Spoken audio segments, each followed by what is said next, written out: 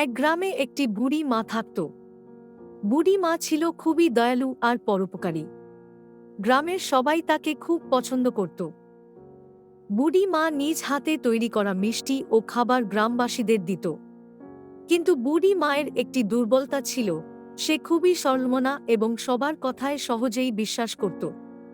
গ্রামের পাশেই এক বনে একটি শিয়াল পণ্ডিত বাস করত। সে ছিল খুবই চতুর এবং ধূর্ত। সে বুড়ি মায়ের সরলতা জানত এবং তাকে ঠকানোর পরিকল্পনা করত। একদিন সে ভাবল, বুড়ি মায়ের মিষ্টি খেতে আমার খুব ইচ্ছে হয়, কিন্তু সেগুলো পাওয়া এত সহজ নয়। আমাকে একটা বুদ্ধি বের করতে হবে। শিয়াল পণ্ডিত বুদ্ধি করে বুড়ি মায়ের বাড়ির সামনে এসে দাঁড়াল। তারপর সে বলল, বুড়িমা বাড়িতে আছো নাকি? কে রে? তুমি কি জানো, তোমার বাড়ির পাশের বনে এক দুষ্টু দৈত্য এসেছে। সে গ্রামবাসীদের খুবই বিরক্ত করছে। আমি তোমাকে সাহায্য করতে এসেছি। বুড়ি মা শিয়ালের কথা শুনে আতঙ্কিত হয়ে পড়ল। সে বলল, ওহো শিয়াল পণ্ডিত, তুমি যদি আমাদের সেই দৈত্য থেকে রক্ষা করতে পারো, তবে আমি তোমাকে অনেক মিষ্টি দিব। ঠিক আছে বুড়ি মা, আমি তোমাকে সাহায্য করব, কিন্তু তার আগে আমাকে কিছু খেতে দাও। আমি খুবই ক্ষুধার্ত। বুড়ি মা সরল বিশ্বাসে শিয়াল পণ্ডিতকে অনেক মিষ্টি আর খাবার দিল।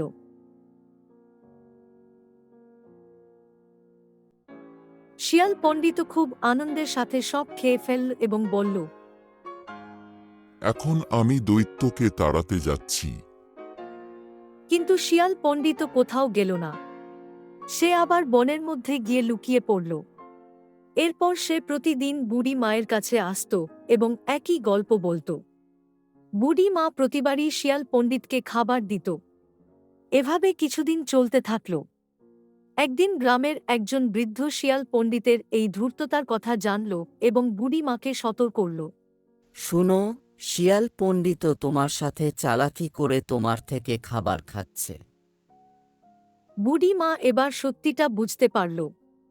সে ভাবল, এবার আমি শিয়াল পণ্ডিতকে একটা শিক্ষা দিব। পরের দিন শিয়াল পণ্ডিত যখন আবার বুড়ি মায়ের বাড়ি এলো, বুড়ি মা তাকে বলল, শিয়াল পণ্ডিত, আজ আমি তোমার জন্য বিশেষ মিষ্টি তৈরি করেছি। তুমি একটু অপেক্ষা করো, আমি নিয়ে আসছি। বুড়ি মা ঘরের ভিতরে গিয়ে বিশেষভাবে তৈরি কিছু মিষ্টি নিয়ে এলো, যাতে লঙ্কার গুঁড়ো মেশানো ছিল। শিয়াল পণ্ডিত খুশি মনে সেই মিষ্টি খেতে শুরু করল।